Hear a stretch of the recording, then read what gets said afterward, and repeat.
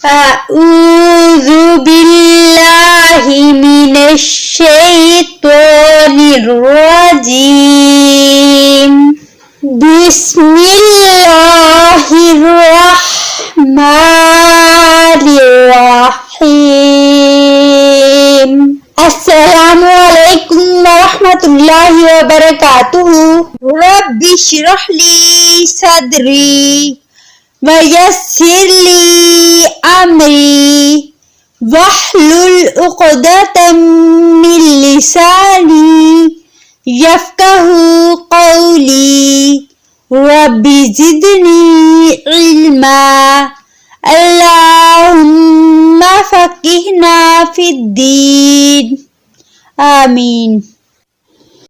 ہمارے ساتھ شامل ہونے کے لیے چینل کو سبسکرائب کریں اور ساتھ والے بیل آئیکن کو بھی پریس کر دیں تاکہ آپ کو ہر نئی آنے والی ویڈیو کی اپڈیٹ ملتی رہے۔ چلیے شروع کرتی ہیں سورہ بقرہ کی آیت نمبر 32 اینڈ 33 کا ترجمہ اور تفسیر۔ سورہ بقرہ آیت نمبر 32۔ قالوا سبحانك لا علم لنا إلا ما علمتنا إنك أنت العليم الحكيم۔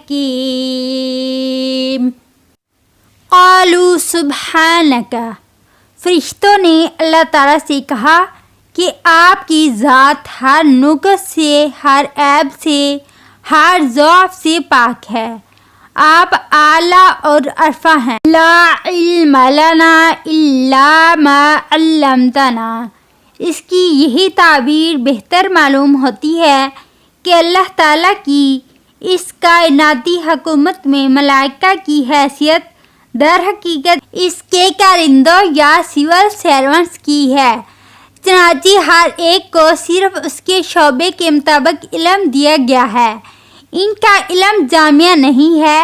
مثلاً کوئی فرشتہ بارش کے انتظام پر مامور ہے، کوئی پہاڑوں پر مامور ہے، جس کا ذکر سیرت میں آتا ہے کہ جب رسول اللہ صلی اللہ علیہ وسلم پر طائف میں پتھراؤ ہوا تو اس کے بعد ایک فرشتہ حاضر ہوا، اس نے کہا کہ میں ملک الجبال ہوں، اللہ تعالیٰ نے مجھے پہاڑوں پر مامور کیا ہوا ہے۔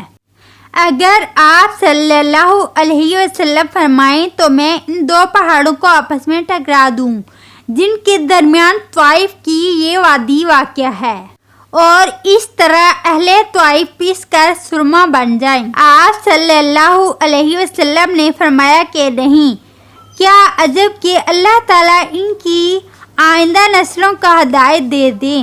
تو فرشتے اللہ تعالیٰ کی طرف سے مختلف خدمات پر مامور ہیں، اور ان کو جو علم دیا گیا ہے وہ صرف ان کے اپنے فرائض منصبی اور ان کے اپنے اپنے شعبے سے متعلق دیا گیا ہے۔ حضرت آدم علیہ السلام کا علم بڑھتے بڑھتے اب ایک بہت تناور درخت بن چکا ہے۔ انک انت العلیم الحکیم، آپ ہی کی ذات ہے جو کل کے کل علم کے مالک ہے اور جس کی حکمت بھی کامل ہے، باقی تو مخلوق میں سے ہر ایک کا علم ناقص ہے۔ آیت نمبر 33۔ قال یا آدم انبئہم باسمائہم فلما انبأہم باسمائہم قال ألم أقل لكم إني أعلم غيب السماوات والأرض وأعلم ما تبدون وما كنتم تكتمون۔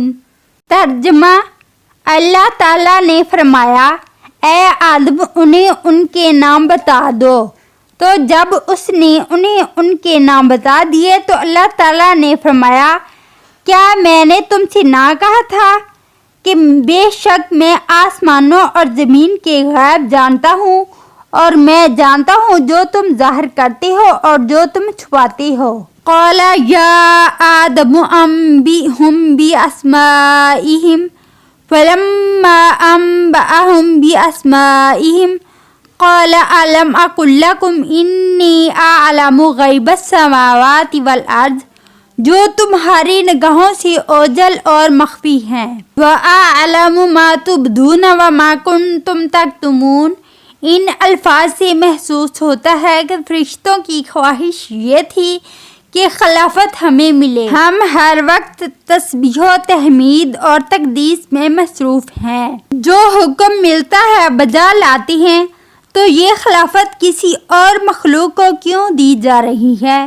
اب آگے چونکہ تیسری مخلوق کا ذکر بھی آئے گا، لہٰذا یہاں نوٹ کر لیجئے کہ اللہ تعالیٰ کی 3 مخلوقات ایسی ہیں جن میں میں کا شعور ہے۔ ایک ملائکہ، ان کی تخلیق نور سے ہوئی، دوسرے انسان ہیں جن کی تخلیق گارے سے ہوئی، اور تیسرے جنات ہیں جن کی تخلیق آگ سے ہوئی ہے، باقی حیوانات ہیں۔ ان میں شعور تو ہے لیکن خود شعوری نہیں ہے۔ انسان جب دیکھتا ہے تو اسے یہ بھی معلوم ہوتا ہے کہ میں دیکھ رہا ہوں، جبکہ کتا یا بلا دیکھتا ہے تو اسے یہ اندازہ نہیں ہوتا کہ میں دیکھ رہا ہوں۔ حیوانات میں کا شعور نہیں ہے۔ یہ صرف فرشتوں میں، انسانوں میں اور جنات میں ہے۔ ان میں سے ایک نوری مخلوق ہے، ایک ناری مخلوق ہے اور ایک خاکی مخلوق ہے۔